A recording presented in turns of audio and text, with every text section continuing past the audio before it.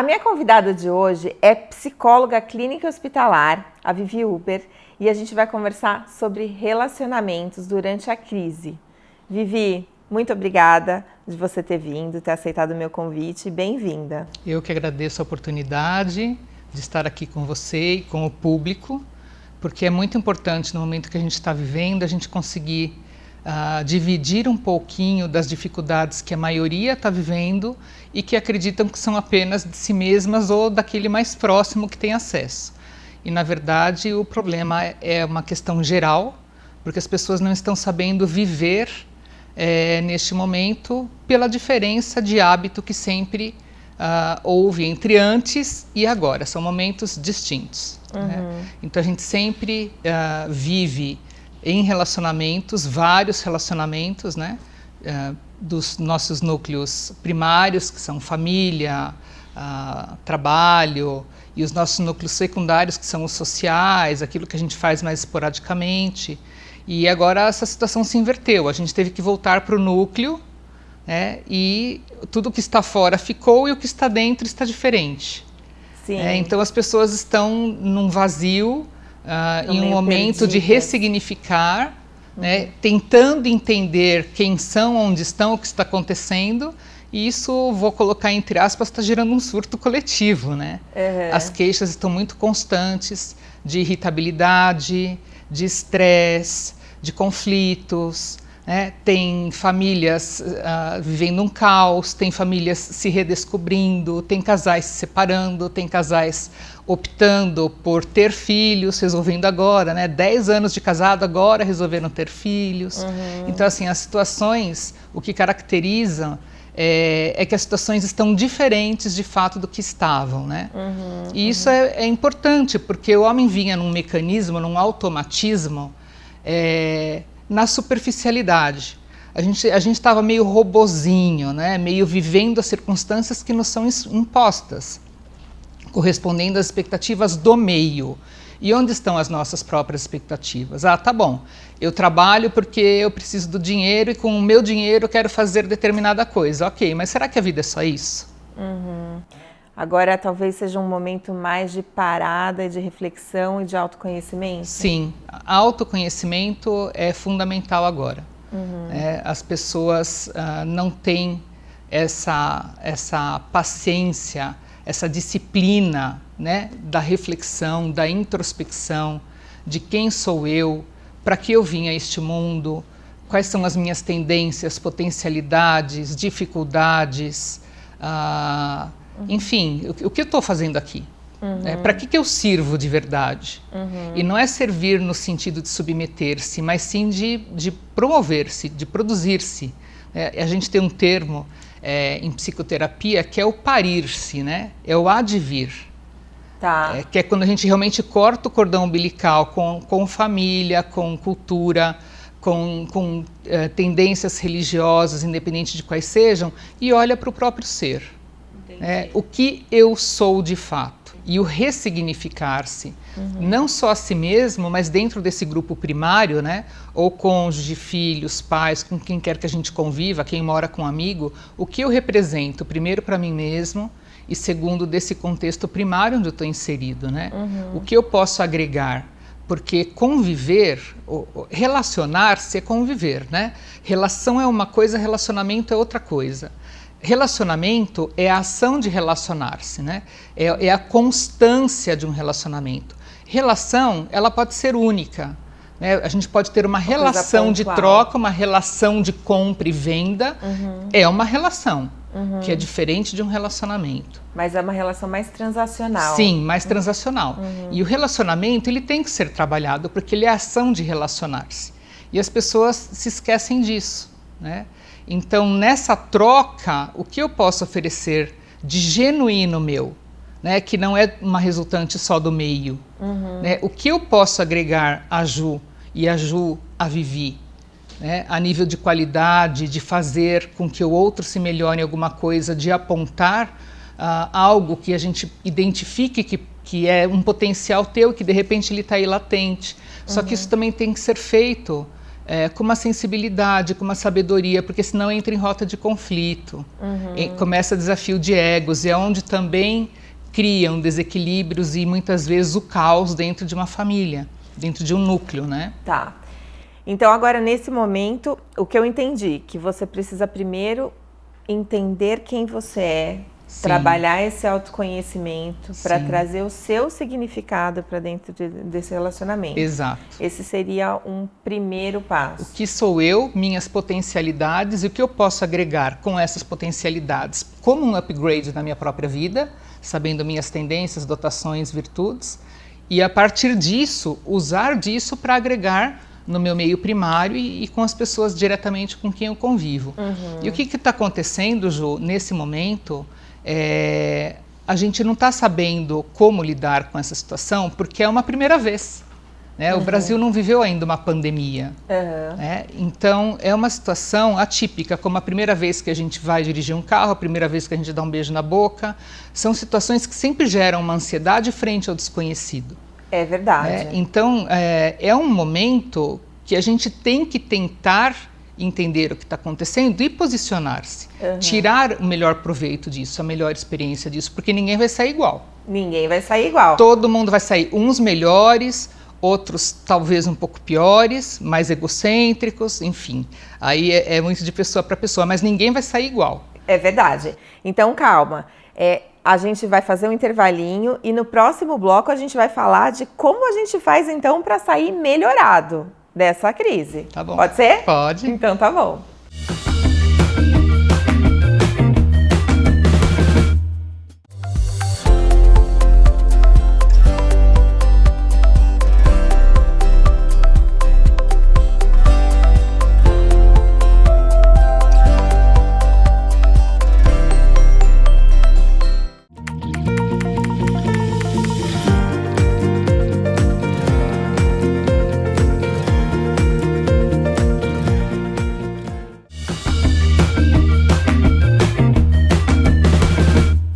Então tá bom. Então, Vivi, no primeiro bloco a gente estava falando sobre como todo mundo vai sair dessa crise diferente. Sim. Alguns melhor, outros não tão melhor. Sim. A gente quer ser os que saiam melhor.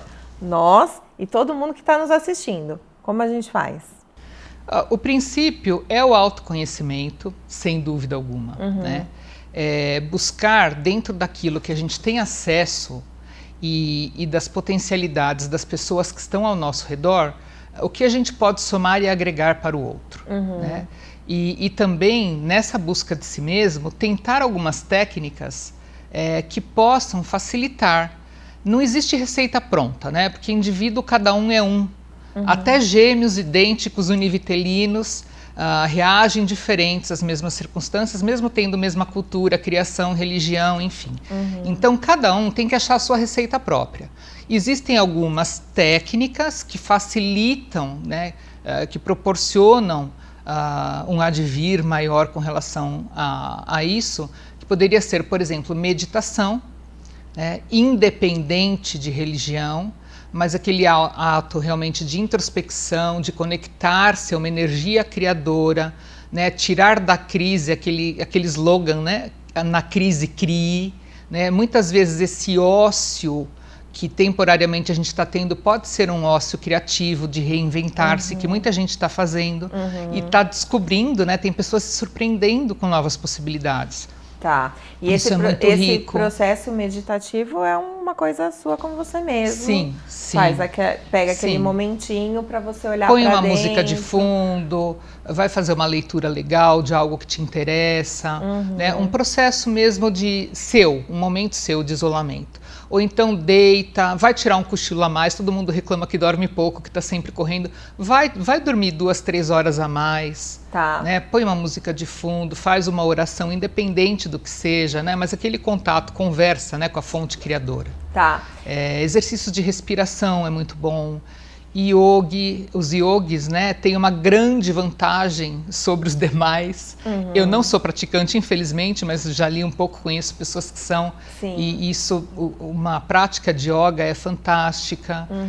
Alongamentos. Quem curte, por exemplo, até a nível comum, né, quem curte, vamos brincar, vamos fazer algo lúdico na família. As pessoas se esquecem do lúdico.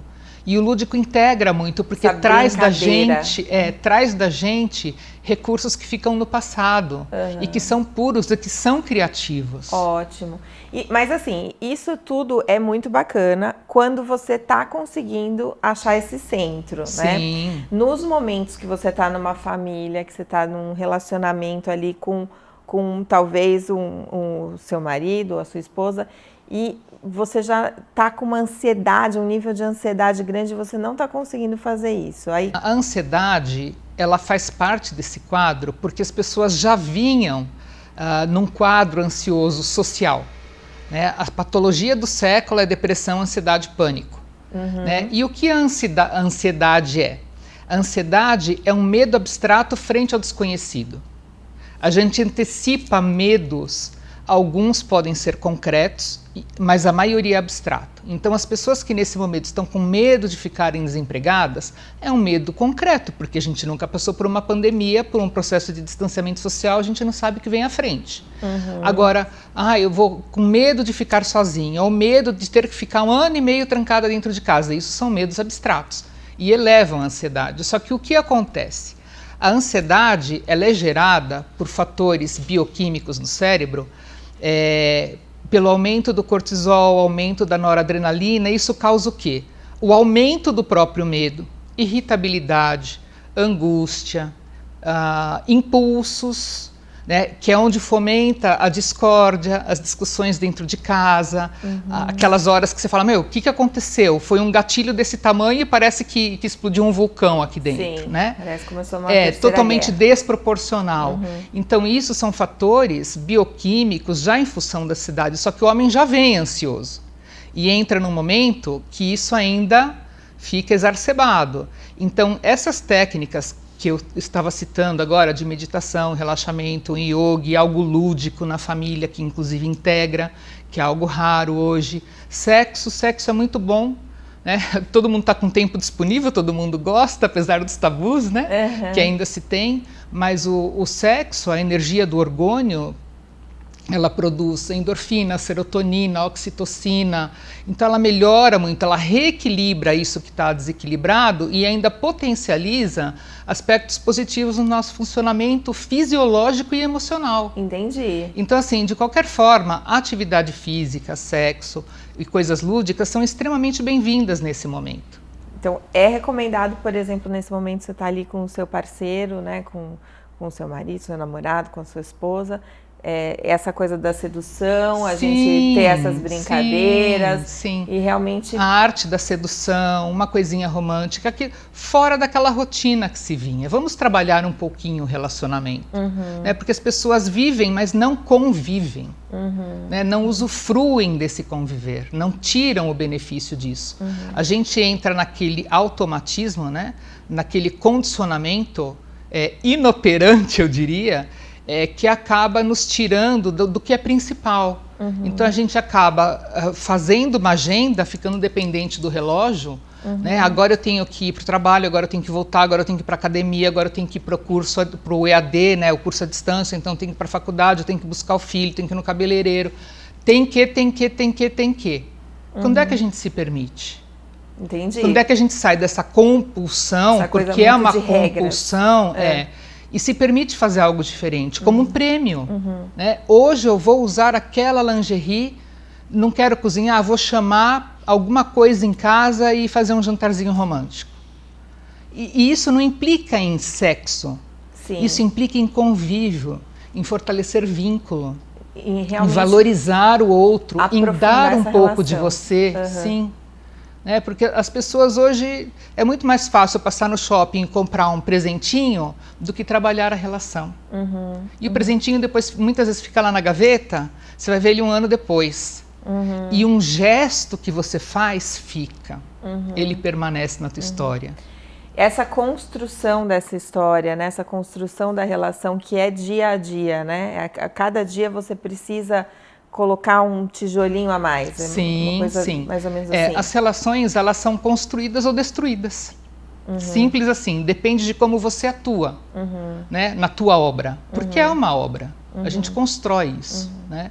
E não adianta falar assim, o meu relacionamento não está dando certo porque você não está colaborando.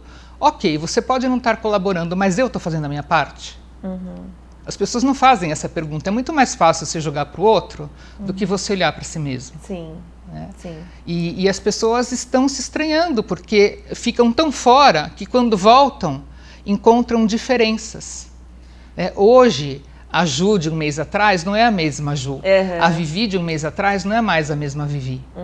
É óbvio que todo dia a gente muda um pouquinho, mas nesta circunstância a gente está mudando bastante. Como a gente está tendo vidas ausentes, né, dentro do processo de individuação, quando a gente volta e fala agora eu estou com a pessoa.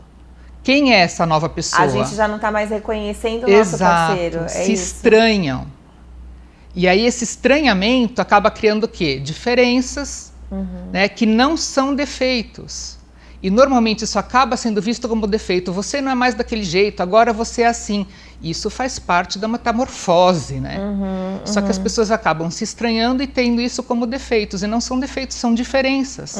Vamos nos reconhecer, vamos nos reencontrar. E aí, vocês estão gostando? Conta pra mim, fala Caju. Agora a gente está com o Instagram próprio do programa. O Instagram é o @programa Fala Caju. Manda um direct para cá com sugestões de temas e também me conta o que você achou da entrevista de hoje. Agora não sai daí que a gente só vai para um rápido intervalo e volta aqui com a Vivi Huber, tá bom?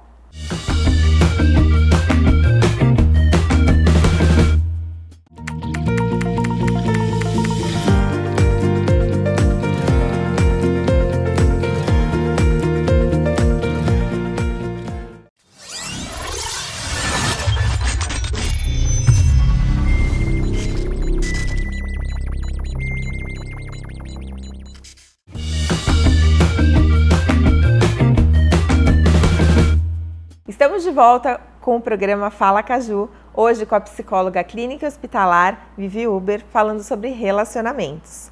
Então, Vivi, eu queria muito agora que você me contasse o que a gente faz ou como a gente busca ajuda quando a gente não está conseguindo fazer esse processo de autoconhecimento e de reconhecimento do outro sozinho. O princípio é admitir que tentou e não conseguiu. Porque as pessoas têm o hábito de tentar mascarar uma situação, né, passar pela superficialidade e nunca admitir que precisa de uma ajuda profissional. E mais do que nunca, eu tenho visto tecnicamente e estatisticamente, tem aumentado muito a busca porque as pessoas estão agora tomando consciência que muitas vezes não dão conta sozinhas. Então, qual é o momento de procurar um profissional? Né? Aquele momento que a gente fala assim, eu já tentei tudo e daqui não consigo mais. Então, eu jogo minha toalha, né, e paro tudo ou vou tentar mais alguma coisa. Então, esse momento é um momento que você tem que responder para si mesmo. O que das características que estão me atrapalhando, eu não estou conseguindo superar no sentido de estar interferindo na minha vida, no meu desempenho, no meu convívio social, que hoje é bastante restrito, né, mas que está alterando o meu padrão de comportamento e que eu não estou conseguindo retomar. Entendi. Porque tem pessoas, por exemplo, que falam, eu estou muito irritada, eu não estou conseguindo dormir, eu estou comendo compulsivamente, ou então eu estou numa crise anoréxica, né? Ou seja, comportamentos que a pessoa já tem consciência que estão alterados, né? Fora daquele padrão basal do ser humano, aí não estou falando de homem, mulher, de ontem, de amanhã, padrão basal do ser humano como referencial. Né? Está alterado, eu já constatei e não consigo mais dar conta disso. Já percebi que sozinho não resolvo. Tá. Esse é o momento de buscar ajuda profissional. Quando você fala do padrão basal, é o meu padrão basal. Então, se eu falo, Isso. se eu tenho um padrão, eu vejo que alguma coisa está alterada, então para você que está em casa, se você está vendo que está tendo alteração de sono, alteração nos desejos, então não estou com desejo de falar com as pessoas, ou de trabalhar, ou de encontrar amigos, ou de namorar. Isso é a alteração do padrão. Exatamente. Às vezes a pessoa tem 5 refeições por dia, a outra tem 2, né, e é o suficiente. Se essa que tem 5 refeições por dia passou a ter uma, tem algo errado. Se a que tinha 2 passou a ter 5, também está alguma coisa errada. Tá. Se você precisava de 8 horas de sono, agora você está dormindo 2 horas picado, está errado. Se você dormia 4 horas e hoje você precisa dormir 10, está errado, alterou. Né? E você identifica isso, claro que estou dando exemplos simples e concretos, porque isso tem também a nível sentimental. Claro, né? emoções, nas emoções. Nas emoções, sim. Eu sou super calma, controlada, tenho surtado. Ou então eu sou extremamente explosiva, estou introspectiva, não quero falar com ninguém, não quero nem atender meu telefone. São padrões bem alterados. Então, quando a pessoa se dá conta disso, percebe que tenta estabelecer o seu próprio controle e não consegue, então é hora de procurar ajuda profissional. Tá. Porque a tendência é afundar, não é resolver. Porque um problema gera outro problema, uma desfunção gera outra desfunção. Então aí você vai cada vez mais tendo problemas e não soluções. Tá. Então quanto mais rápido se identifica isso e se busca uma ajuda, melhor. Tá. Porque biologicamente o organismo vai se recondicionando, nós somos adaptativos graças a Deus, e chega uma hora que os problemas passam a ser normais. Entendi. E aí eles ficam fazendo parte de um padrão alterado, porém eles fazem parte. A gente acaba funcionando daquela forma e achando que está bom. Se acostuma. E aí também é onde é outra causa que gera outras doenças. Entendi. E aí um caminho é procurar uma psicoterapia. E você é psicoterapeuta? Sim, eu sou psicoterapeuta clínico hospitalar. Legal. Há mais de 20 anos, isso é só um detalhe. Me conta mais de você um pouquinho, então, Vivi. Então, eu tenho bastante experiência clínica e hospitalar, trabalhei em hospital público, trabalhei em hospital privado. Aprendi muito em ambos o que fazer, em algumas situações o que não fazer. Né? E clínica há mais de 20 anos. Então, eu só não atendo crianças porque crianças é muito óbvio. Né? Um processo lúdico, a criança já levou tudo. Eu gosto de desafios. Então, de adolescente para cima, eu já atendi de tudo e de todos os casos possíveis. Né? Patologias, psicoses, esquizofrenia, coquetel, né? Porque tem pessoas que têm várias patologias somadas.